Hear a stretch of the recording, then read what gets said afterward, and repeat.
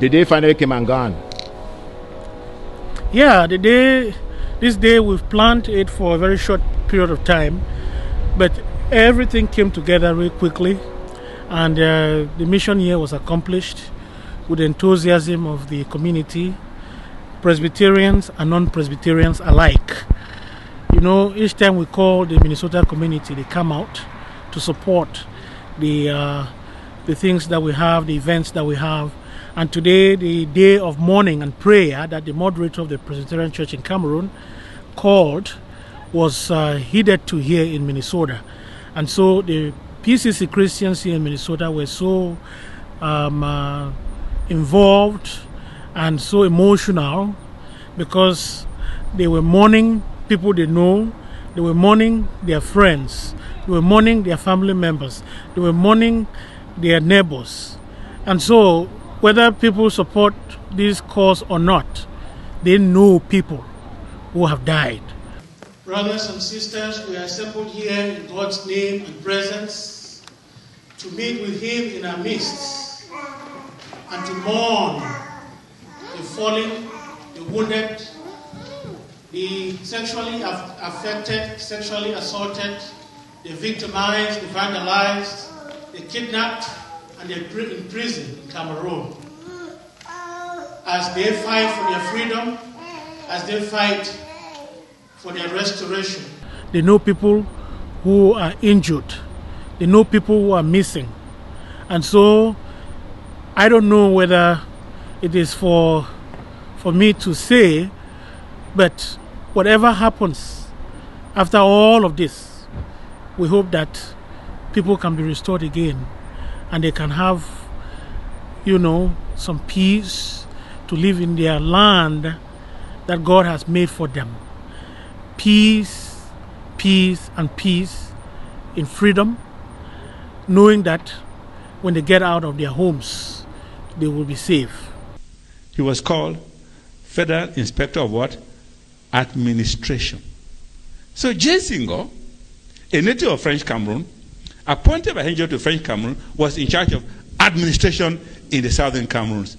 Then the West Cameroon Prime Minister was in charge of what? He was in charge of what? That is our sorry story. After J. Singo, you have people like Guillaume Seke who came along, and Aboema Choi, whom you all have heard of recent, who has tried to tell these people that no, we are different and distinct people. And yet, even in that, we did nothing. Then there followed a host of personnel from what they call La Sûreté Nationale Camerounaise, Armée Camerounaise, Gendarmerie Camerounaise, Douane Camerounaise, Sénère Camerounaise, Brigade Mobile Briggs, what they call that BMM Camerounaise, a whole range of series of people or institutions from French Cameroon to our territory who started their torture chambers terrorizing the population and everybody. All of them working in French, coercing our people. Again, we did nothing. We just watched on. Then there came an avalanche of toxic measures that Ahijo adopted. And all these measures were all aimed at the extinguishment of our homeland as a legal and political expression and complete destruction of our people, historically, culturally, politically, socially, and economically. Historically, because they start giving you distorted history, isn't it? Start talking about Germans. We were under Germans in 1884. The part where we were under the British, all of that cut off. You don't hear about it. They were ever under the British from 1846 right up to 1887. Nobody talks about that. That even the German colonization from the Douala mud flat, this where they were, they only started extending way back towards the 90s. Play like Boya going up to Manfe, Kumba, and so on and so forth.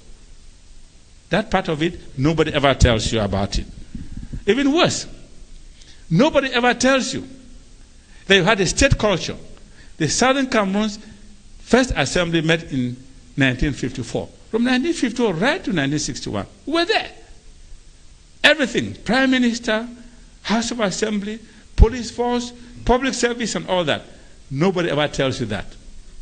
So you see them, what they say, German, and then they jump from German to Ahijo. That was all the history will tell you. These days, you don't even hear about Ahijo anymore. You hear all about who? Mr. Abia. Let me ask you this at a personal level. You see, these people are protesting for a particular reason, and there's only one response the government. There've been two responses the government has given: either ignore them or come in with force. What do you think about that? It is the place of the Presbyterian Church in Cameroon, the position that we speak out against any form of violence. And the Presbyterian Church in Cameroon, through the moderator, has spoken against the violence from the government, and it is unacceptable in any society.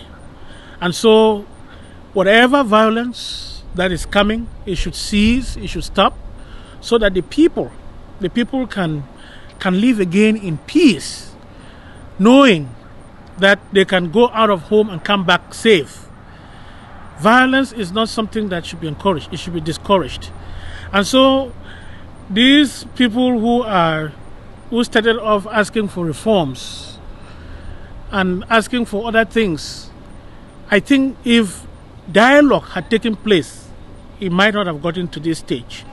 We are praying and clamoring that dialogue takes place so that the demands of some of the people who are requesting their rightful things that they need and rightful requests that they are making can be heeded to.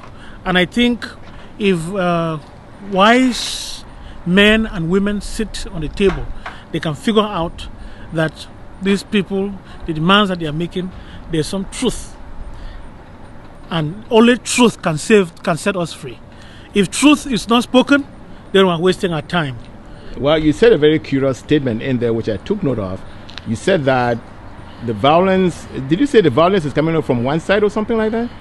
What I said is that violence, no matter which side it's from, violence is wrong.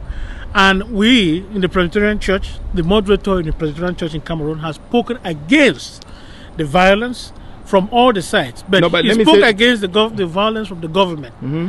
And he noted that the blood that has been shed is unacceptable. It's like the blood. Okay, let me say this. When people say the violence is from both sides, I don't see people marching with their Ambazonian flags or with leaves. What I saw was. So let me just finish this. What I'm trying to say, because I've heard everybody comes and be very diplomatic that violence from both sides. I don't see violence from both sides. Yeah, in fact, the pictures that I've seen so far, I saw helicopters flying on the air, and I saw the impact on the ground, people being maimed and wounded and killed. So what I'm saying is that the church is against the violence from the government. And if violence came from anywhere, the church is against the violence. Let me ask you something. Have you heard about liberation theology?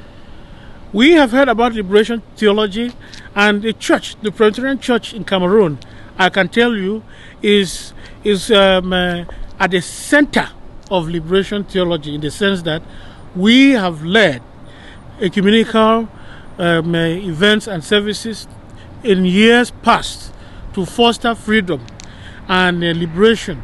We have heard of liberation theology, and our church is at the center of it. So let me, one of the most important tools that has gotten La Republique, and that's a tool that La Republique cannot bring guns and shoot or do anything with, is not going to school. What's the position of the Presbyterian Church about this? Well, the moderator has spoken about school resumption in a statement that he put out just a few weeks ago. And the position of the church is that school should resume, and students should go back to school and learn, and teachers should go back to classroom, and that things should go back to normal, and then dialogue room should be created for dialogue. That's the position of the church. But wait, let me ask you this, and I know you're not the moderator, what normal to be taught by Francophone teachers on a program that is purely designed for a colonized people?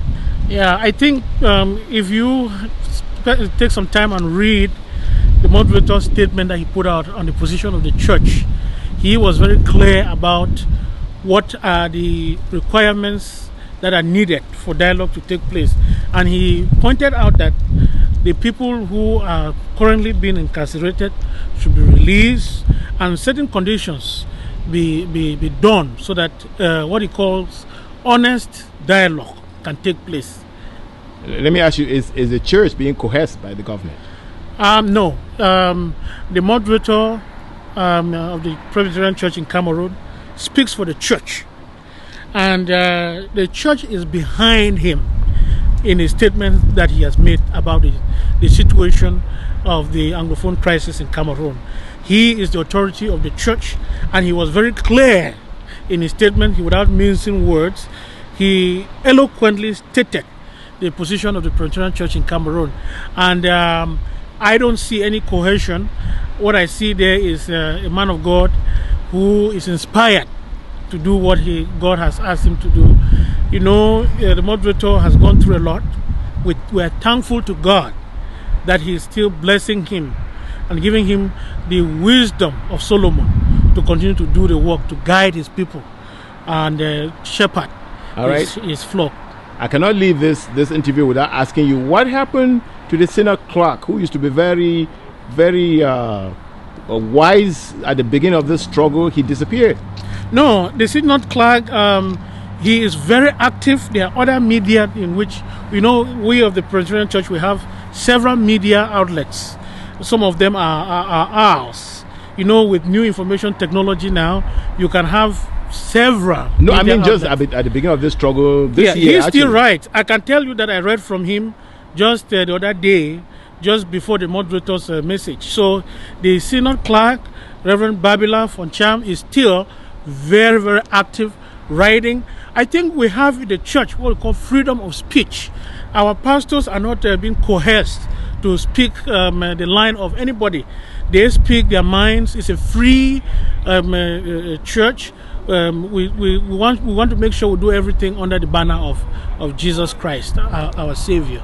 Where do you see us? Where does the church see us next year, by this time next year? The church will continue to provide what we call the pastoral care that it needs, the spiritual support that the society needs through the clergy that we have. And I can say that very, very competent clergy. It was on the day that the moderator called for the day of fasting that some of the people that were held were released. And so the church will continue to play its role, to pray, and to do whatever it needs to do to make sure that the solution, the appropriate solution, is sought in this crisis. Remember that 90+% of the church's Christians, 90+% of the church's Christians are affected in this struggle one way or the other. So those who are affected, those who are killed, those who are wounded, they are Christians of the church as well. All right. Well, I really appreciate you meeting with us. We did not take countermeasures against this genocidal project. I call it genocidal project because it was a project to destroy us as a people and as a territory. Wipe it out. And so today we find the colonial occupier is feeling emboldened in his action. Then decided that I must give the coup de grace. And what did that consist of? We find many measures which they've taken. Destroy our legal system. As we know from declassified information from the French consul was in Boya. And he said, well, the only thing that we now have left to destroy are two things. The educational system of these people and the legal system of these people. We must destroy that. Once we destroy that, then our project is complete. We have completely Frenchified these people, and there won't be any other entity that will bother you as the Southern Cameroons. We now know that. That has been the project. And all the things we've seen recently, the lawyers, the teachers fighting again, was precisely because of that.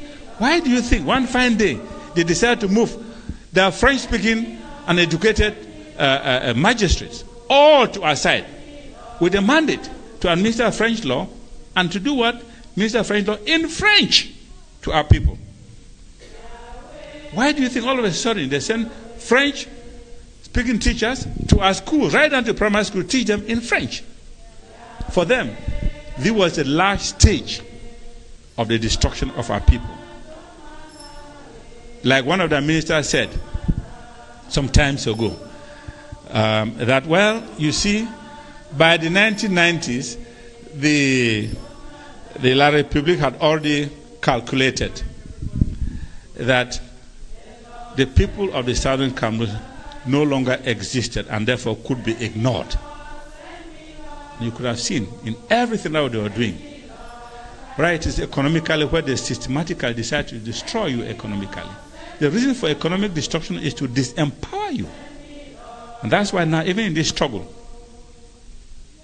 apart from the South Africa, thank God you guys in South Africa are here. I don't know what strength and inspiration God is giving people. Without you people, go to other places. Ask our people there, even in the US. Can you put in a meeting, put $20,000? There's none. I don't think it's because they are not prepared to give, but because we're not disempowered. We don't have the economic strength anymore. Systematically, our people who today have been at the forefront economically, we are talking of Che or Nanga or whoever, all Kilo, whatever. These are people who were eliminated. Their business is destroyed. I want you to destroy somebody's business. You killed him virtually. Gone.